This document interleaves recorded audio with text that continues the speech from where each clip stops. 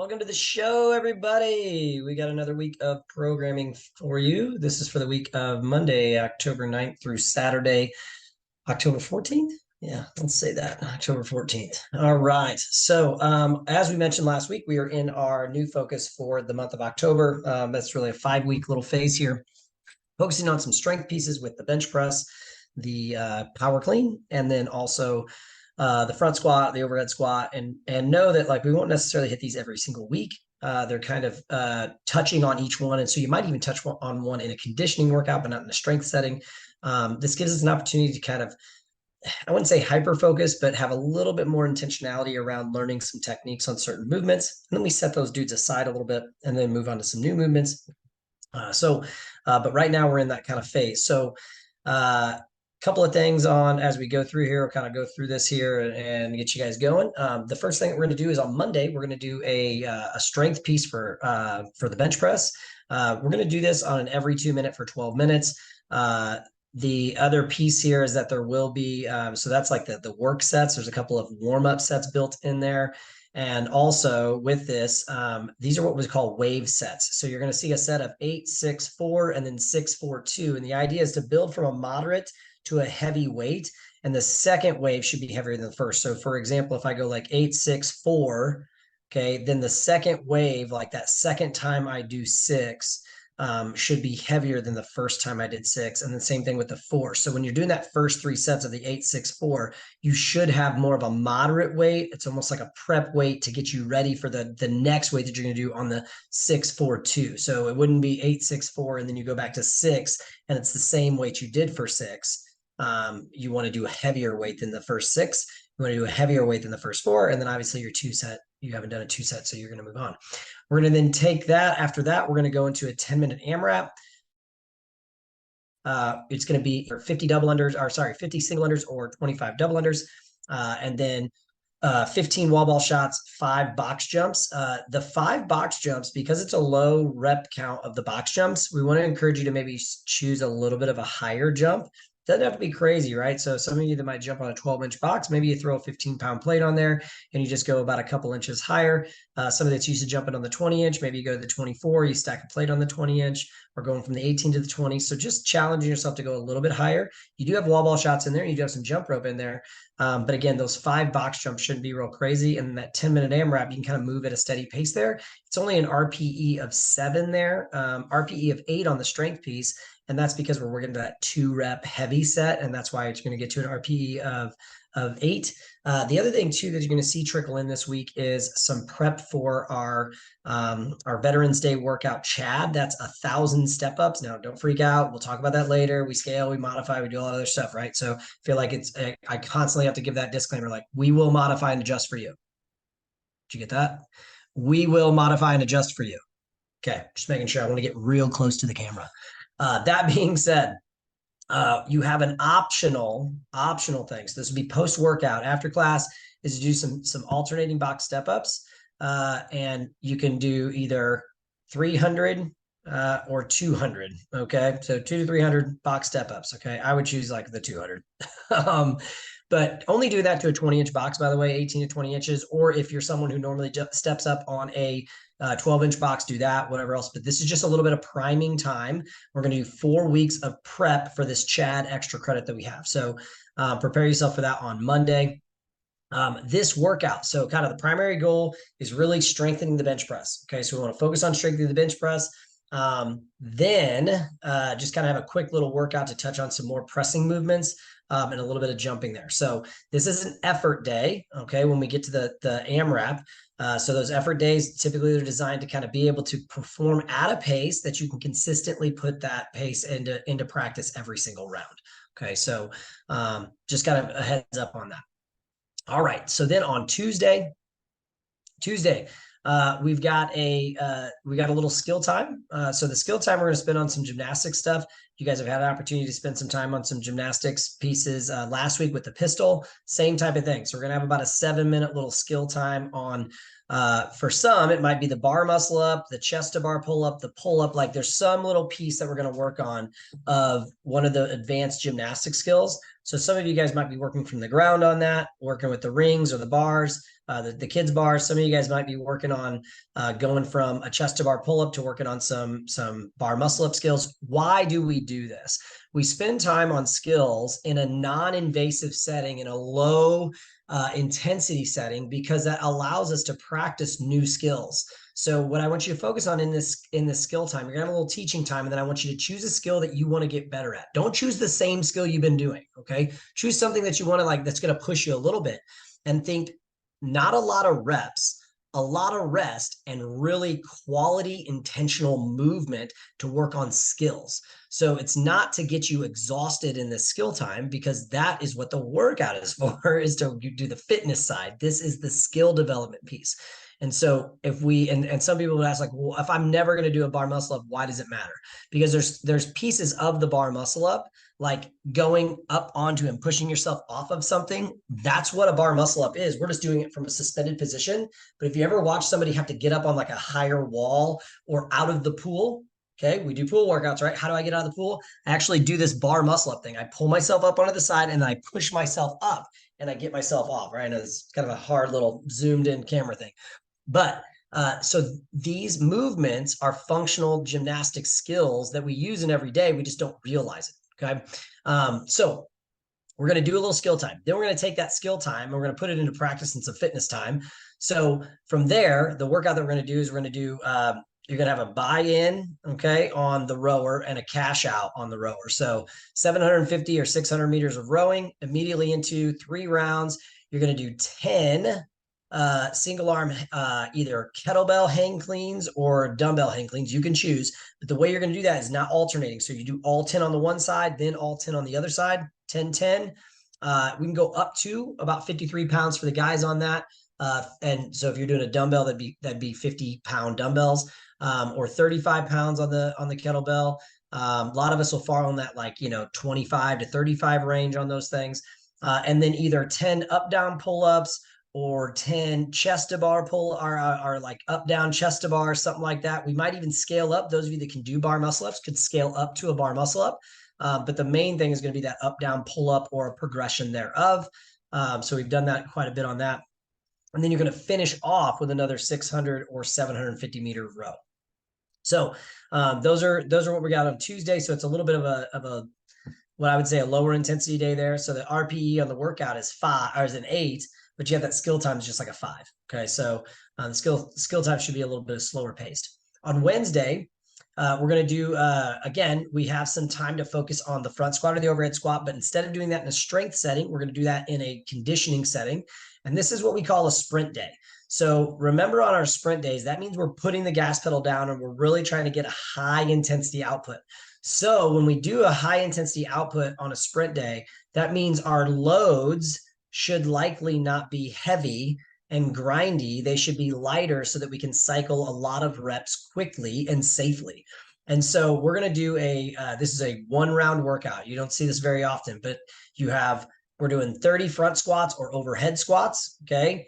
50 or 40 on the cow bike, and then 30 more front squats or overhead squats. That's it. Okay. So when you do that 30, 50 30, 50, 30 or 30, 40, 30, it's boom, right away, get it done. Okay.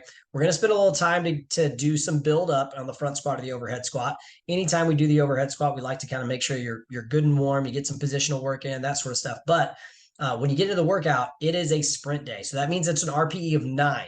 So it should just be really high intensity. We're tapping into what we call the anaerobic system, where we're really, like, you're going to get that muscle burn. Your lungs are going to be a little bit on fire, right? Like, it should be a hot type of workout. Now, what I will tell you is the 50 and 40 on the cow bike will be the thing that will slow you down the most. But when you do the front squats, top weights on this one, 95, 65, right? So top weight for the gals is 65, top weight for the guys is 95.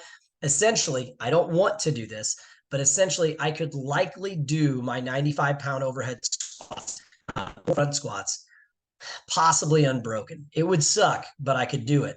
But that's how bad I should be pushing the workout. Now, maybe I have to break 1 time, but don't choose a weight that you got to set down the bar 5 times, because every time you set down the bar, I guarantee you can just count to 10 before that bar's back up and you're moving again. I promise you. I did competitive CrossFit for a really long time. We timed things like this about when we break and how much time it takes. I know all that stuff.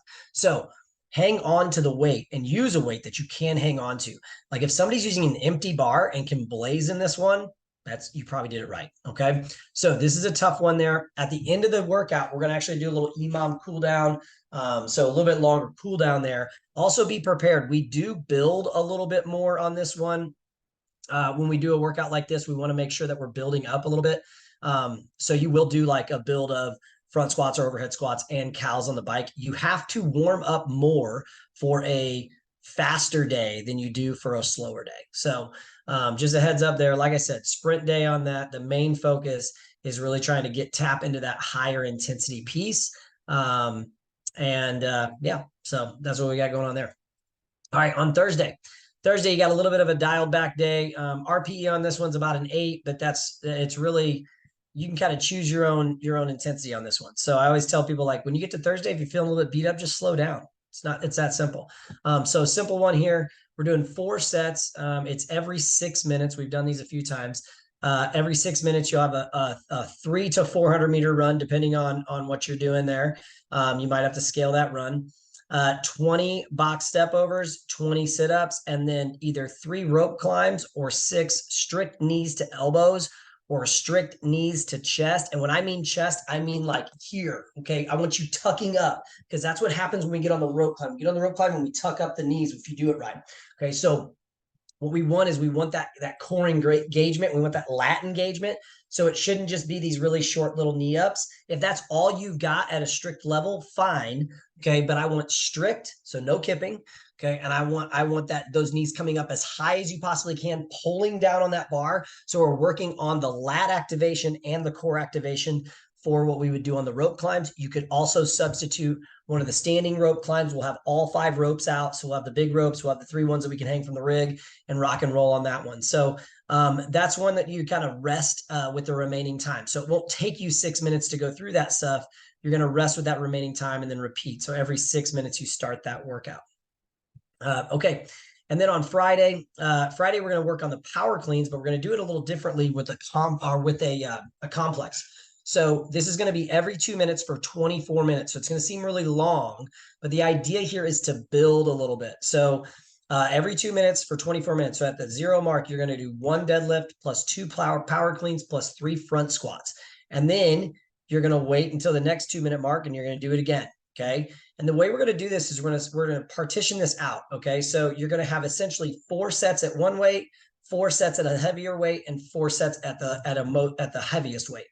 There are some set weights that we're going to give you. So like, for example, if somebody was doing this like rounds 1 through 4, they might do 135 and then 95 or 135, 95. So 135 for the guys, 95 for the gals. Then rounds 5 through 8, 155, 105, and then rounds 9 through 12, 165, 115. There's another one that's a heavier version than that. If you got a little bit heavier abilities there, I can't say that I would love to do this one, but it goes up to about 225 pounds for the guys, about 155 for the gals.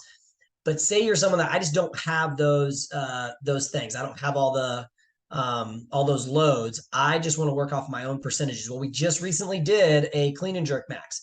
Here's the only thing with this. If you power cleaned your clean and jerk max and you can't front squat that weight, this is the only thing that might get in your way. And I can't, this is to each his own. I can't tell you this.